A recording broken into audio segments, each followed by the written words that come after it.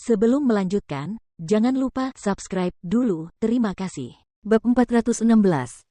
Oh, kamu sudah berlatih beberapa kali, yah, berarti kamu masih dianggap pemula. Aku tidak bermaksud memujimu, tetapi fakta bahwa kamu bisa mencapai level ini untuk seorang pemula sudah sangat hebat. Lihat terong ini, harumnya luar biasa, dan meskipun sedikit terlalu asin, rasanya benar-benar sempurna. Dan melon musim dingin dengan irisan daging ini, dagingnya hanya sedikit terlalu matang. Aku suka seperti itu, dan telur dadar tomat ini. Saya menyadari ada kulit telur di dalamnya jadi saya membuang sebagian besar telur itu, Lu Tingqiao menjelaskan. Ningxi tersedak sedikit, lalu melanjutkan pujiannya dengan susah payah. Oh, tidak heran, ini jelas berarti kamu benar-benar ketat dengan standar memasakmu sendiri. Sebenarnya, sedikit kulit telur tidak akan benar-benar merusak semuanya.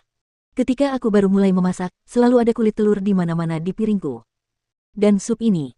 Yah, sup lebih enak jika lebih ringan, tetapi yang terpenting, hidangan kubis ini. Plus ini dibuat dengan sangat baik. Bahkan lebih lezat daripada masakanku sendiri. Ningxi memujinya sampai mulutnya kering, dan ekspresi Lu Tingqiao akhirnya melembut. Memem, aku sudah berlatih memasak hidangan ini sejak lama. Kalau saja Ningxi pergi ke dapur sekarang, dia akan melihat tong sampah yang penuh dengan tumpukan kubis yang gagal dimasak. Piring kesuksesan di depannya saat ini dibangun di atas tumpukan kubis yang banyak. Tidak buruk juga, kau akan membaik jika berlatih lebih keras.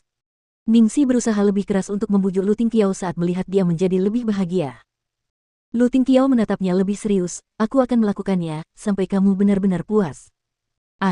Aku tidak bermaksud begitu. Apa maksudnya dengan melakukannya sampai dia benar-benar puas? Lagi pula, yang sebenarnya ingin dikatakannya adalah, asal ada seseorang yang bisa memasak, itu sudah cukup, jadi dia tidak perlu belajar sama sekali. Akan tetapi, fakta bahwa seseorang seperti Lu Tingqiao benar-benar belajar cara membuat sup untuknya benar-benar di luar dugaan. Ningxi telah mengatakan hal yang salah sebelumnya tetapi pada suatu saat dia bebas. Meski begitu, ia tetap tidak tega melihat setan kecewa. Awalnya ia ingin diet, tetapi akhirnya ia menghabiskan semua makanannya dan bahkan menghabiskan 2 mangkuk besar nasi.